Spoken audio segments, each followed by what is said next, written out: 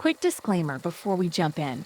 The episode you're about to listen to was recorded live by Andrew at a conference in Las Vegas, so the audio quality is not at the studio level you might be used to from this show.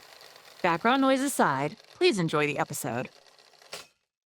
Enterprises need to understand what they're competing against tomorrow, not what they're competing against today. This is like the worst version of AI you're going to see in this moment, because in 5 minutes from now, it's just going to get better and better and better. And it's true, right? It really is true.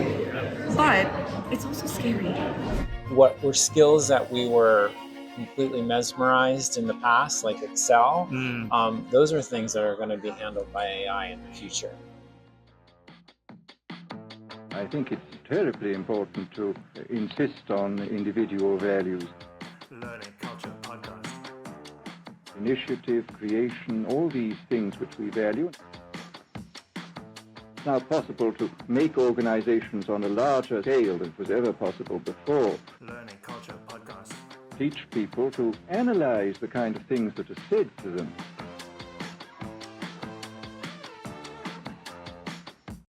What's up, everybody? Welcome back to the Learning Culture Podcast. This is a show about building cultures of learning inside companies, and I am your host, Andrew Barry. Today, we have a very special episode featuring insights from 8 visionary people leaders who are on the front lines of the AI revolution. The question on everyone's mind is clear. How will AI transform talent development, leadership, and the fundamental nature of work?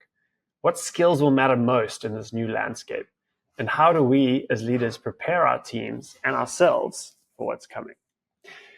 I had these conversations at the Transform conference in Las Vegas in March of this year, and a powerful theme emerged. While AI will dramatically change how work gets done, the most successful organizations will be those that focus on uniquely human skills, create psychologically safe environments for experimentation, and build communities of learning where diverse perspectives thrive. I'm going to be introducing each of the 8 leaders as we splice together their perspectives in a narrative version of the conversations I had at the conference. So you're going to get to hear from each of them as I introduce them, and we will be bringing their perspectives back in and out as we go through this conversation. With that said, let's dive in.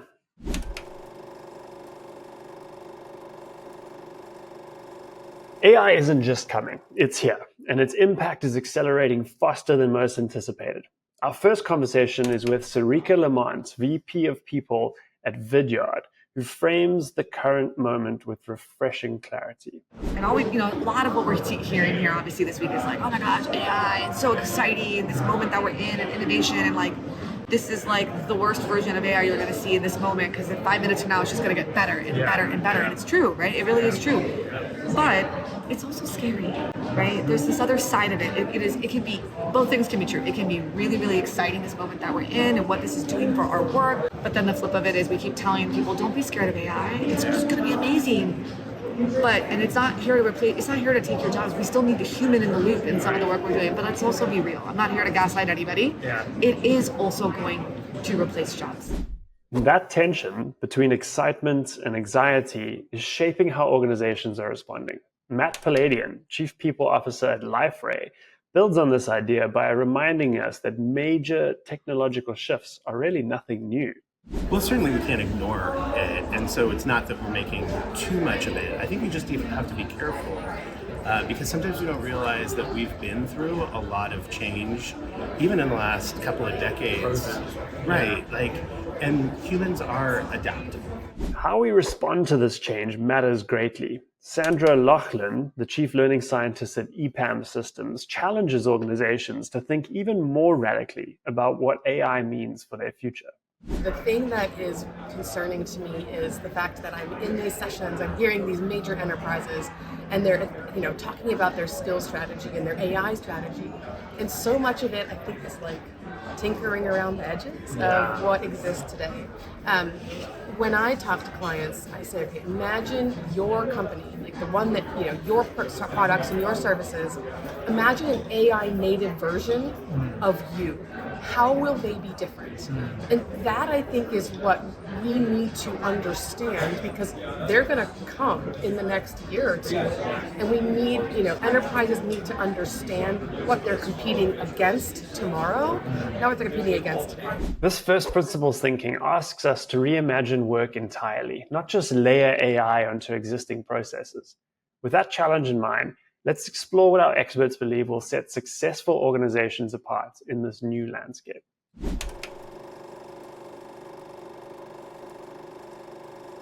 As AI takes over more routine execution tasks, what skills become most valuable? Jim O'Gorman, Chief People Officer at Included Health, offers a clear perspective. For us, just as an HR leader, we know that there are ways for us to control costs by adopting AI, whether that's through talent acquisition, through that HR operations. And so we're working with the team directly to say, you need to upskill. You need to manage ambiguity. You need to be able to handle change.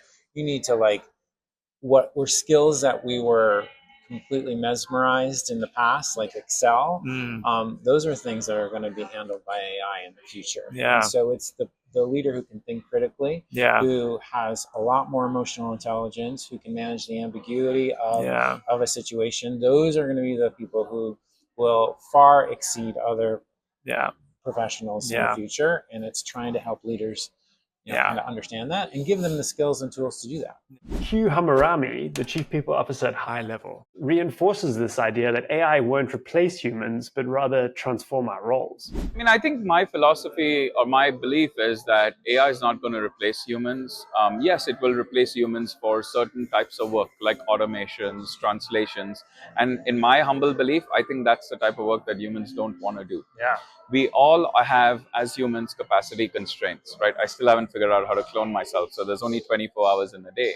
So what I think AI is really going to do is enable an unlocking of capacity for humans to do things that I think only humans can do well and AI cannot. So this reshaping of work means we need to rethink how we identify and develop talent. Katja Laviolette, Chief People Officer at 1Password, describes this shift in how we need to view high potential talent.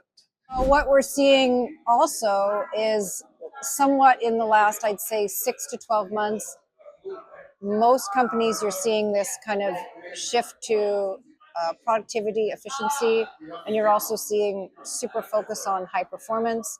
So on the high potential talent side, I think you need to be super prescriptive.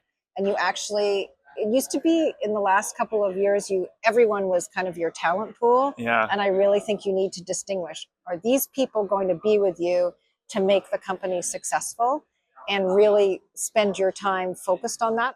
Sandra Laughlin takes this a step further, explaining how organizations need to understand work at a task level to properly determine what can be automated versus what requires human judgment. So it all started for us 30 years ago with tasks and skills. We do professional services, we basically match people to client projects. And so because our founders were kind of software engineers, they wanted a data-driven way to do this. And so they hit upon tasks and skills as the core data foundational sources. And then over time, we built up intelligent systems around this. So now we have AI systems that are unique to us that collect task data from our systems of work. So we're not just guessing at what tasks projects require, although we do need to do that ahead of time. We're validating what tasks people actually end up doing. This granular understanding of work allows organizations to be more strategic about where they deploy human talent versus AI. But how do we help our teams develop these critical human skills? That's what we'll explore next.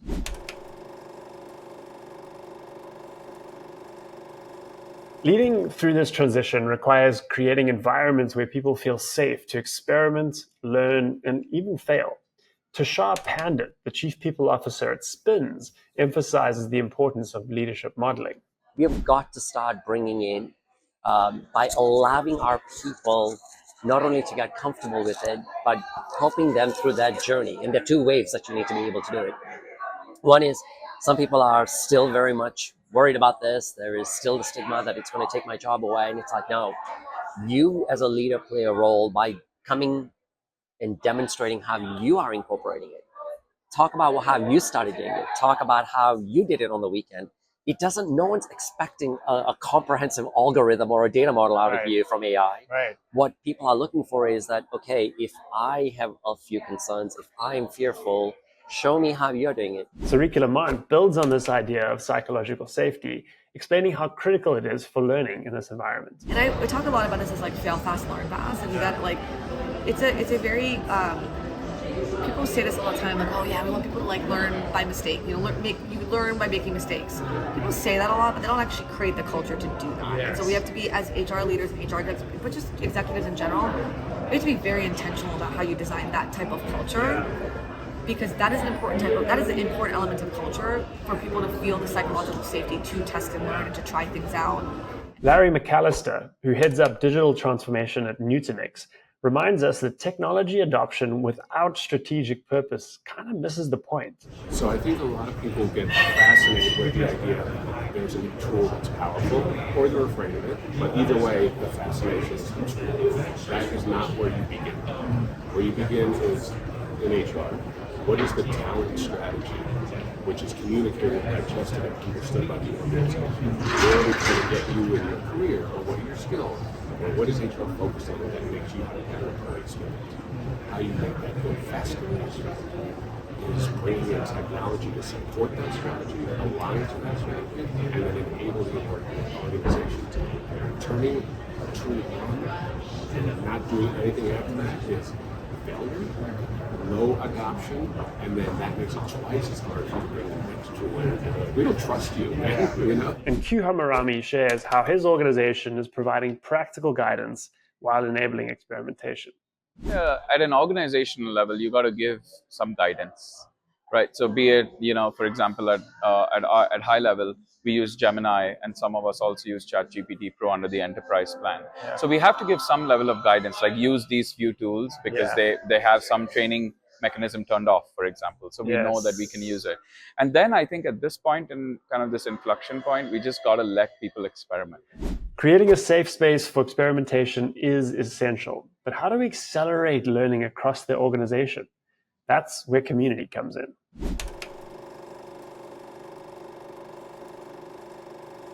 Several of our experts have emphasized the vital role of community in navigating AI transformation. Q Hamarami's experience building a community specifically around AI in HR is particularly instructive. Yeah, I mean, so I started People GPT, which is the community, with really one goal in mind, which was how can we bring HR professionals together so we can share and learn about AI or the next cutting edge technology together. Because truth be told, being in the HR function myself, we are not the first to adopt technology, right? We are actually sometimes the laggers because of the sensitivity and data that we deal with, and we have to be overly cautious for rightful ways.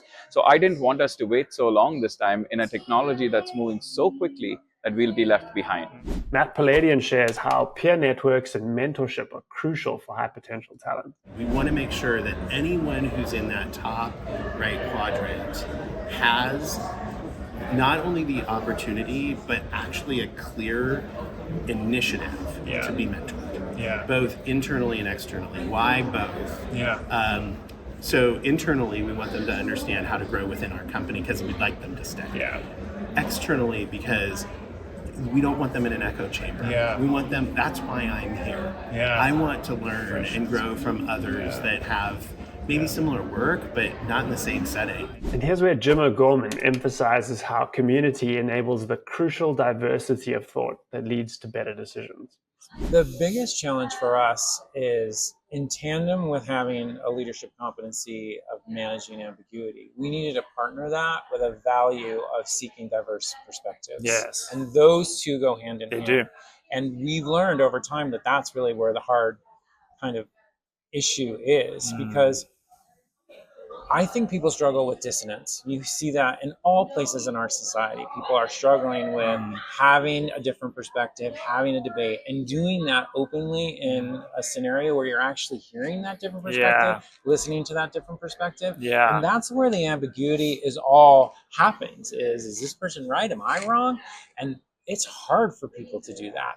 And so our challenge is, one, building the competency of sitting in that space of dissonance, of listening to a different perspective. Community building isn't really new, but as Sarika Lamont points out, it's even more crucial now. Communities and people were connecting all over the world, from industry to industry. People are so open and sharing their knowledge so openly, so wholeheartedly. And that is the beauty that's some of the beauty that came out of COVID in a time that was very scary and uncertain for us, right?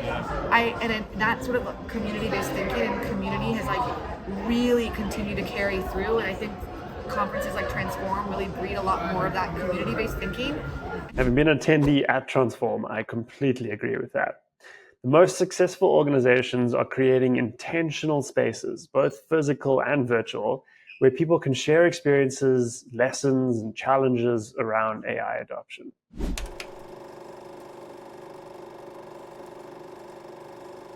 Despite the uncertainty and challenges that we've discussed, our experts share a striking optimism about what AI means for human potential. Q Hamarami imagines how AI will unlock innovations we can't even see right now. I think I'm most optimistic about the ecosystem of companies and startups that will evolve as a result of companies being able to operate in a lot more leaner fashion. Right? You don't need as many engineers because AI can write the code. You still need enough. You don't need as many. Yeah. But where will those go? They'll either start new companies or they'll build more. So I think as a technologist, as an advancement in society, I think things are already started to unlock that we never knew were possible before. Right? So be it the space explorations, or be it full self-driving on cars. 10 years ago, I would have said, hell, no way I see that happening, and I use it all the time now, right? So I think it's going to unlock things that we dreamt of, probably not in this lifetime, and it's going to happen in 3 years. Katya Laviolette reminds us that throughout history, humans have proven remarkably resilient to technological change. I'm highly optimistic that the world is resilient. And we have gone through so much change in multiple decades, and we will figure it out. There'll be twists and turns. There will be tough times, but at the end of the day, I think that I am optimistic that we will be in a better place, and technology will help us get there. And Sandra Laughlin points to how AI, when thoughtfully implemented, might actually enhance human potential within organizations. I think the market is going to privilege companies who are really good at their people. They're going to be really good at AI, but they're going to be really good at their people too. And I think this is where EPAM is. Like, as a company, we are exceptionally good at our people. And I see the value of that and what that does for employees, and not just that they're doing the right work, but they're excited because they're doing the right work. They're innovative and curious because they're doing the right work. And we, as a company, are able to give back and optimize the human in the workforce. And I think because, contrary to what you might think, like being really good at AI, I think is going to cause companies to be really good at their people too, and that will uplift overall the human potential within organizations.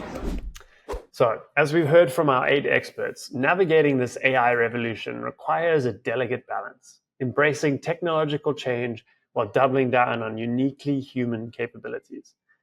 The organizations that will thrive won't just adopt AI tools. They'll reimagine work from first principles, invest strategically in their people, create psychologically safe environments for experimentation, and build communities where collective learning accelerates. The future of work isn't about humans versus AI. It's about humans and AI working together to solve problems we can't yet imagine. And as several of our guests emphasize, this transition requires us to get comfortable with ambiguity, seek diverse perspectives, and lead with both courage and curiosity. Thank you for joining me for this special episode of the Learning Culture Podcast. I'm Andrew Barry, reminding you that in times of profound change, our most valuable skill may be our unique human capacity to adapt, connect, and create meaning together. I'll see you on the next episode. Hello. I hope you enjoyed that episode. It's Andrew again with a quick message. If you'd like to support the show, the best way to do that is to leave us ratings and reviews where you listened. If you're on YouTube, hit the like and subscribe buttons and feel free to leave a comment. We love hearing from our listeners and viewers. If you're listening to this on Apple Podcasts, please take the time to give us a rating and leave a review. Once again, we love hearing from our loyal listeners. If you're listening to this on Spotify, please hit the follow button to make sure that you don't miss new episodes as they come out. See you next week for another episode of the Learning Culture Podcast. Thank you for listening.